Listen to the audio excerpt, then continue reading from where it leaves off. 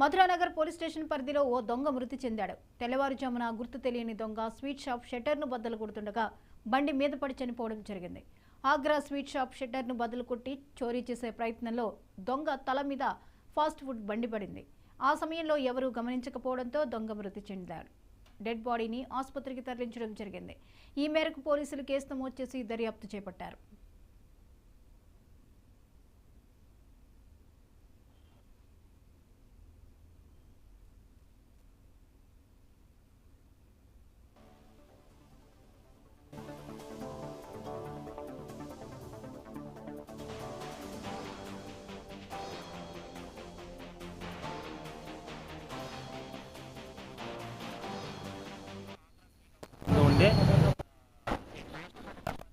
దొంగతనం చేసే క్రమంలో ఒక స్లైడ్ డోర్ను ఓపెన్ చేయడం జరిగింది.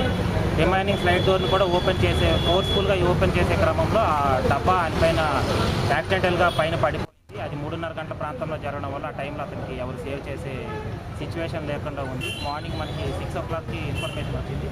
చూసిన తర్వాత ఆ డబ్బాను కూడా మనం లిఫ్ట్ చేసాం. అప్పటికే ఆయన చనిపోయినాడు. హాస్పిటల్కి బాడీని షిఫ్ట్ చేయడం జరిగింది. తర్వాత 3 గంటల అది ఏదైతే ఉందో దానికి ఆపోజిట్లో ఉండే సీసీ కెమెరా ఫుటేజ్ చూస్తే దానికి క్లియర్గా మాకు ఆ విజువల్స్ అయితే ఉన్నాయి. ఈ విషయాన్ని మీడియాలో కూడా అది పళ్ళ వ్యాపారి కొట్టి చంపారు అనుకొని చెప్పి ఒక ఫేక్ న్యూస్ అయితే సర్క్యులేట్ అవుతుంది. దీని యొక్క నా యొక్క అప్పీల్ ఏంటంటే ఏదైనా న్యూస్ ఇట్లా వేసే ముందు ఒకసారి సంబంధిత SHOతో క్లియర్గా మాట్లాడి ఏం జరిగింది అనేది తెలుసుకొని వేస్తే అది బాగుంటుంది. లేదంటే ఇలాంటి న్యూస్ ద్వారా ప్రజలకి భయభ్రాంతులు గురి చేసేలా ఉంటుంది, తప్పుదారి పట్టించే విధంగా కూడా ఉంటుంది.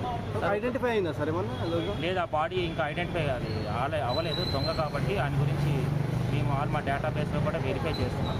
దీనిపైన కేసు కూడా రిజిస్టర్ చేయడం జరిగింది. దొంగతనానికి వచ్చాడని కదా దాన్ని ఏదైతే ఉందో ఫాస్ట్ ఫుడ్ డబ్బా స్లైడ్స్ని ఒక స్లైడ్ అయితే ఓపెన్ చేయడం జరిగింది. రెండో స్లైడ్ ఓపెన్ చేసే క్రమంలో డబ్బా యాక్సిడెంటల్గా పైన పడడం వల్ల ఆయన యొక్క ఈ ఇన్సిడెంట్.